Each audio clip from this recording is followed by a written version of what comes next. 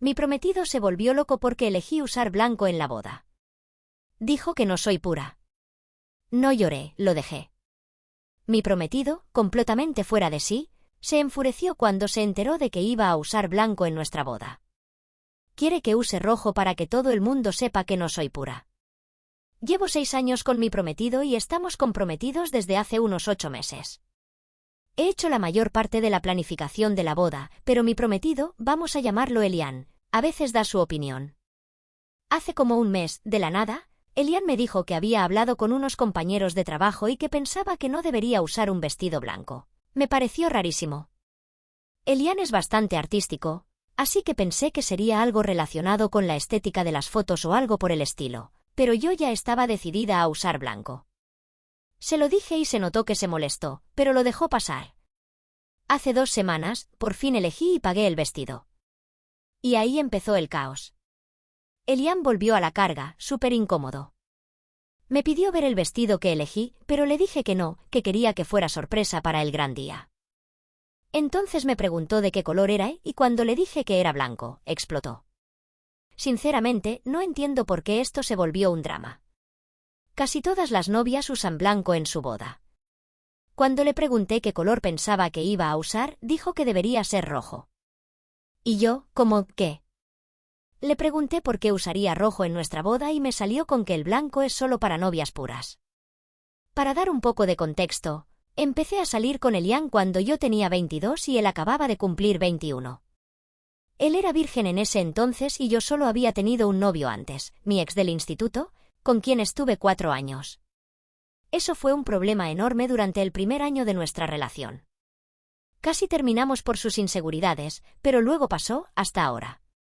Creo que incluso fue a hablar con su mamá, pensando que ella iba a estar de su lado, pero estuvo de mi lado. Así que, hace 2 días, estábamos los 3, yo, Elian y su mamá, discutiendo en la sala sobre cómo mi vida íntima estaría representada en el vestido.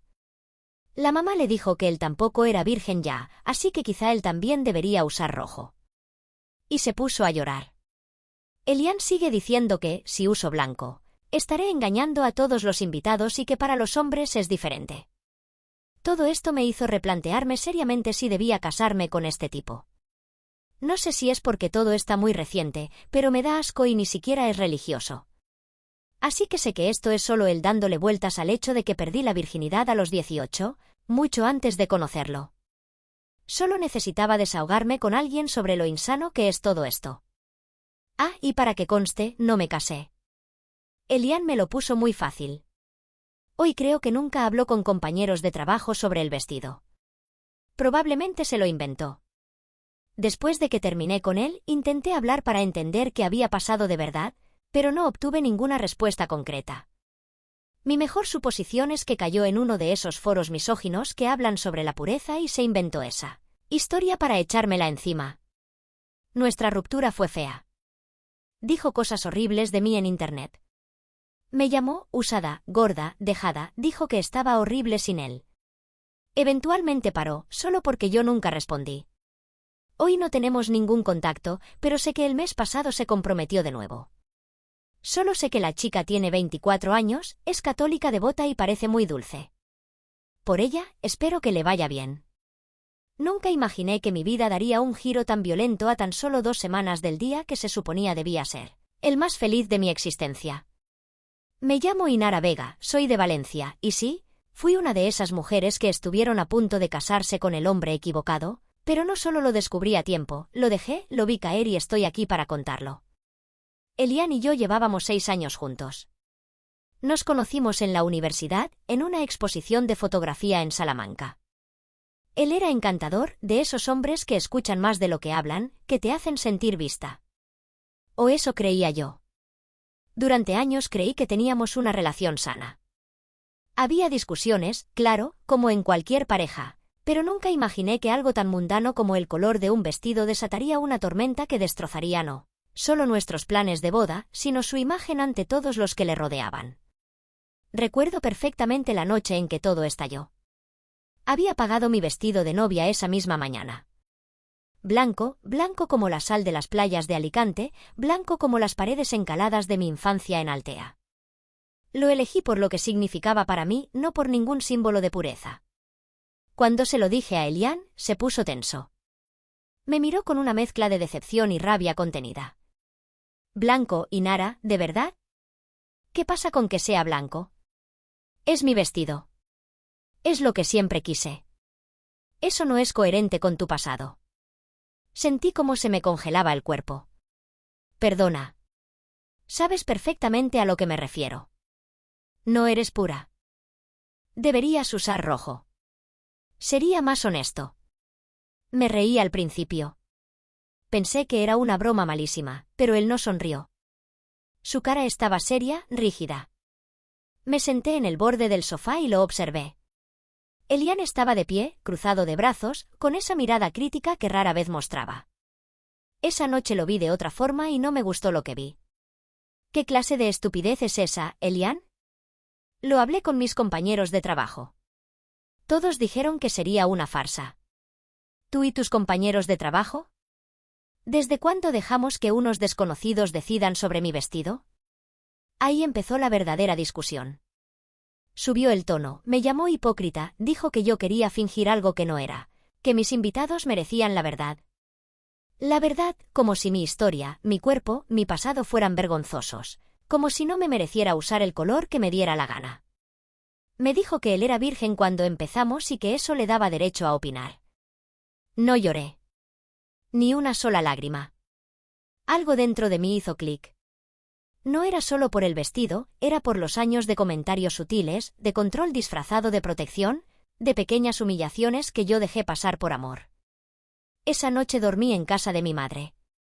A la mañana siguiente, cancelé el catering. Hablé con el fotógrafo, llamé al hotel, anulé todo. Elian no intentó detenerme. Se encerró en su orgullo, creyendo que yo volvería, que era solo un capricho.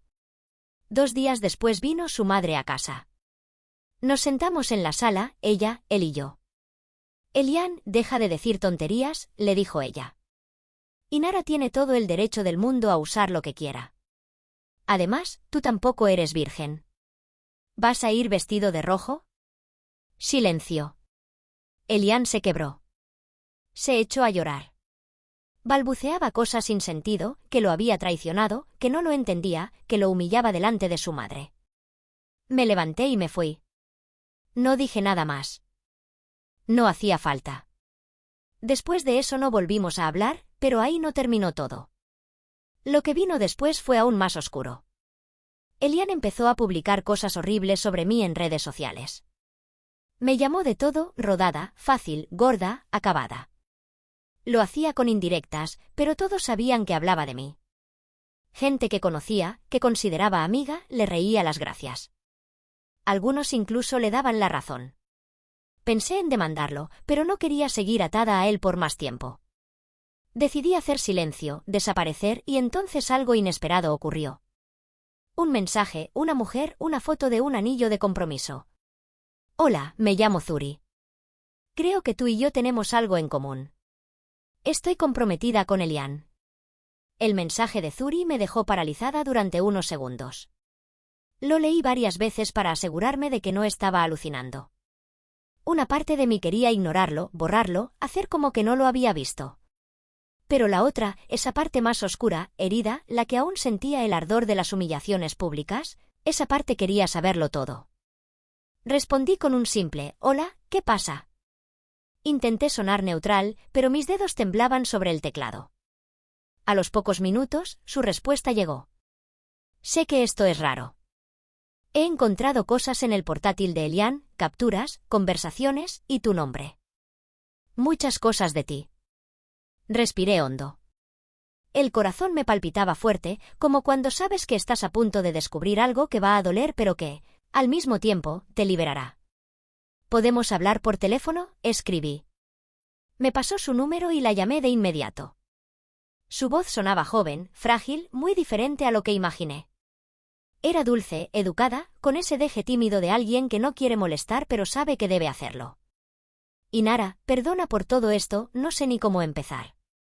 Encontré mensajes y publicaciones que él guardaba como trofeos, capturas de lo que tú ponías en redes, cosas privadas vuestras, incluso conversaciones con tus amigas.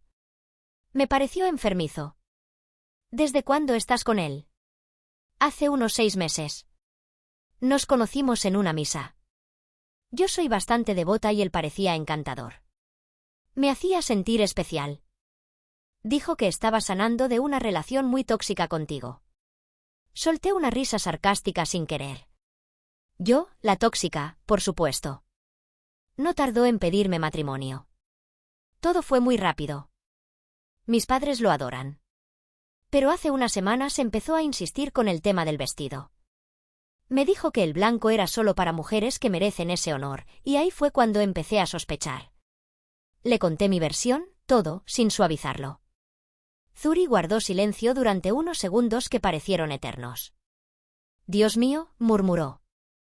Me hablaba de ti como si fueras una bruja, pero, escuchándote ahora, sé que me estaba manipulando también. La conversación duró más de 1 hora. Compartimos experiencias, emociones, heridas parecidas. Al final, le ofrecí algo que no pensé que haría jamás. Si quieres pruebas, tengo capturas, audios, incluso algunos correos antiguos. ¿Me las mandarías? Claro, tienes derecho a saber con quién te estás comprometiendo. Le envié todo esa misma noche, y por primera vez desde que lo dejé, sentí algo parecido a poder. No venganza, no aún, pero sí un principio. Al día siguiente, Zuri me escribió, he cancelado el compromiso. No pienso casarme con un hombre así. Pero eso no es todo. Su mensaje terminó con una frase que me dejó helada. Creo que deberías saber lo que encontré en su carpeta personal. Es algo más que palabras. Es grave. Suspiré. Sentí un escalofrío recorrerme la espalda. Zuri me estaba diciendo que había descubierto algo importante, algo que podía cambiarlo todo, algo que Elian había guardado como si fuera intocable. ¿Qué encontraste, Zuri? Su respuesta no llegó de inmediato. Pasaron minutos, luego horas, hasta que finalmente su mensaje apareció. Necesito que lo veas con tus propios ojos. Está relacionado con otras mujeres y con su trabajo. Me costó dormir aquella noche. El mensaje de Zuri seguía dando vueltas en mi cabeza como una alarma que no podía apagar. Está relacionado con otras mujeres y con su trabajo. ¿Qué quería decir con eso? ¿Qué clase de secretos guardaba Elian en su carpeta personal? A la mañana siguiente, tenía 3 mensajes de ella. El último venía acompañado de un archivo comprimido con el asunto o confidencial. Necesito tu ayuda para decidir qué hacer. Lo descargué con el corazón latiendo en las sienes. Dentro había varias carpetas, cada una con un nombre femenino distinto. El mío era uno de ellos.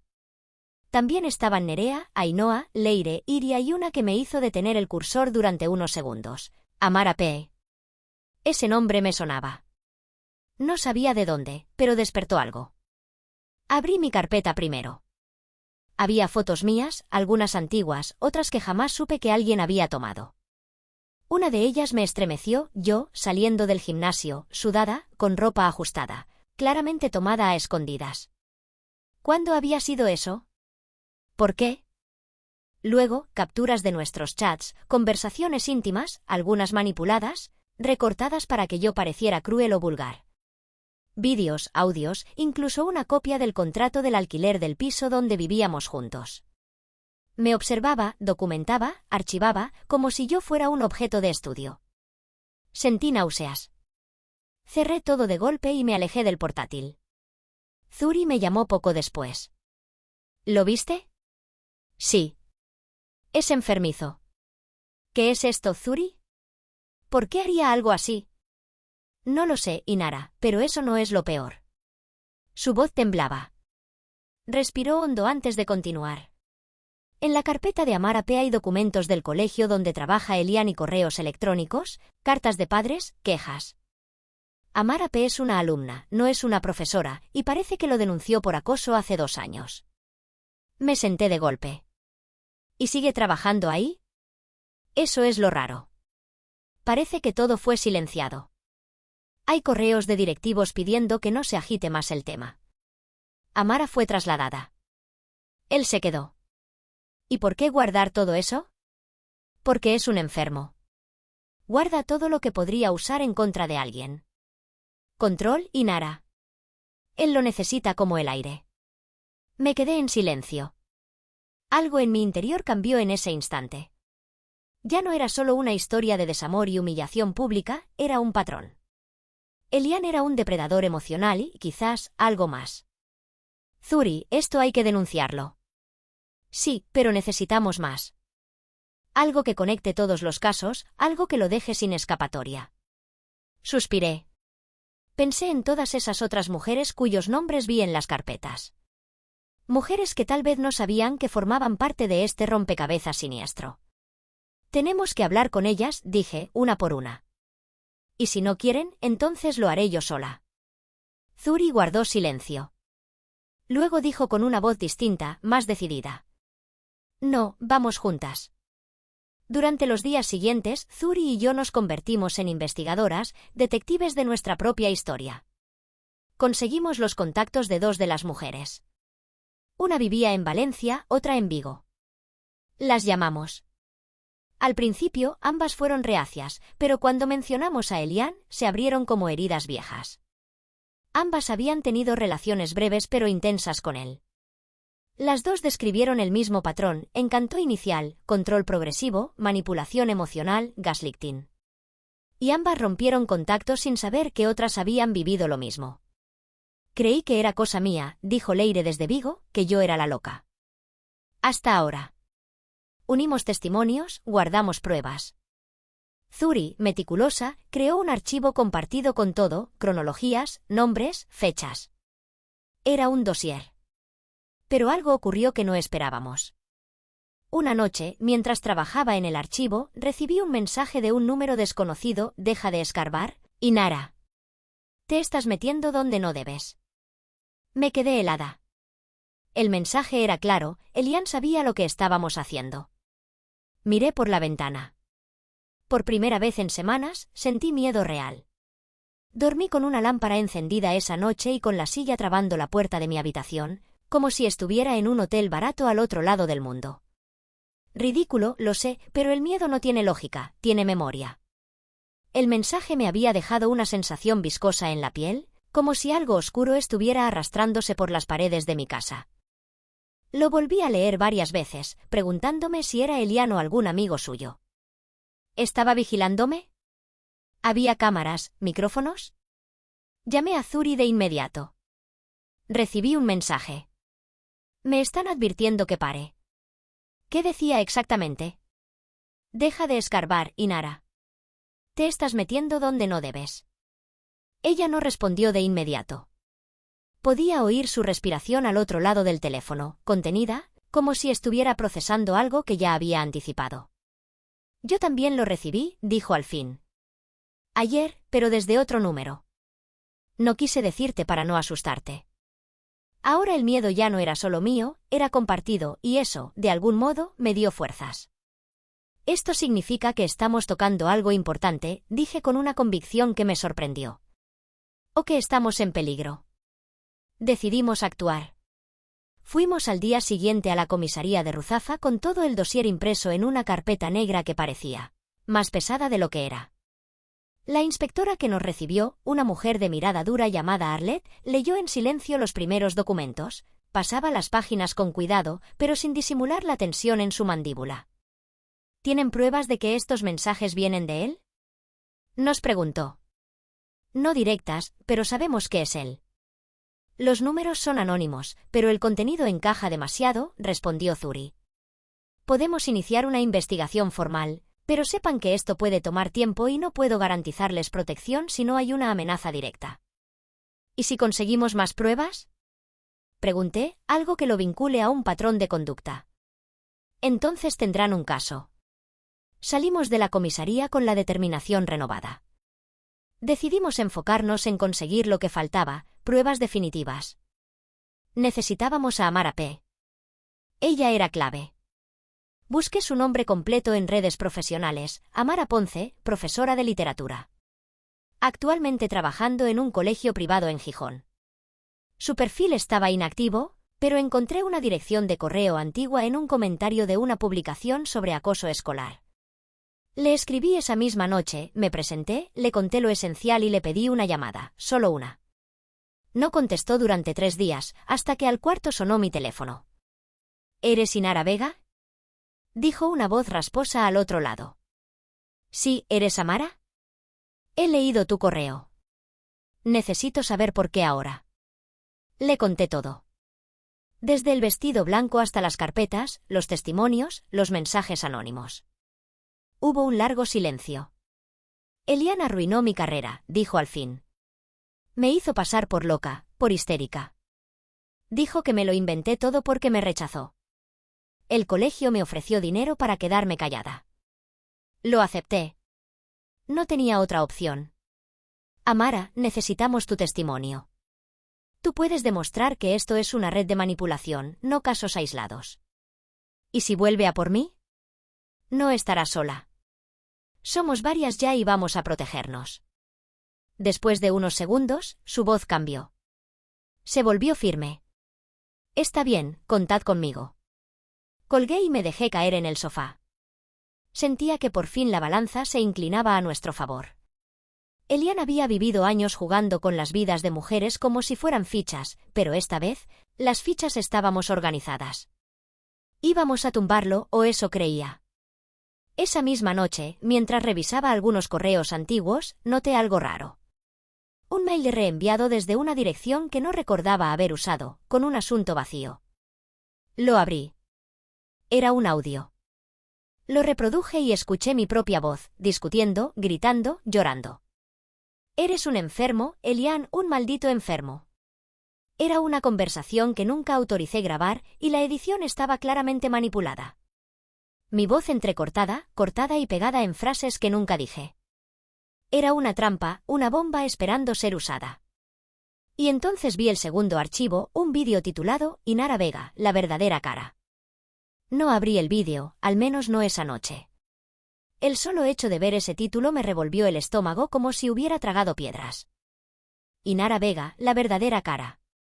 Como si fuera una celebridad envuelta en escándalos, como si toda mi vida hubiera sido parte de un plan secreto para hundirlo a él. Era una amenaza, eso estaba claro. Elian había guardado pruebas, editado conversaciones, grabado audios sin mi consentimiento, y ahora los estaba soltando uno a uno, como anzuelos venenosos en un mar de sospechas. A la mañana siguiente, Zuri vino a casa. Traía café, su portátil y una expresión de agotamiento que ya empezaba a ser parte de nuestras caras. ¿Lo abriste?, preguntó, sentándose en el suelo frente a mí. Negué con la cabeza. Tengo miedo de lo que pueda haber. Tenemos que verlo juntas. Tomé aire y conecté mi portátil a la televisión.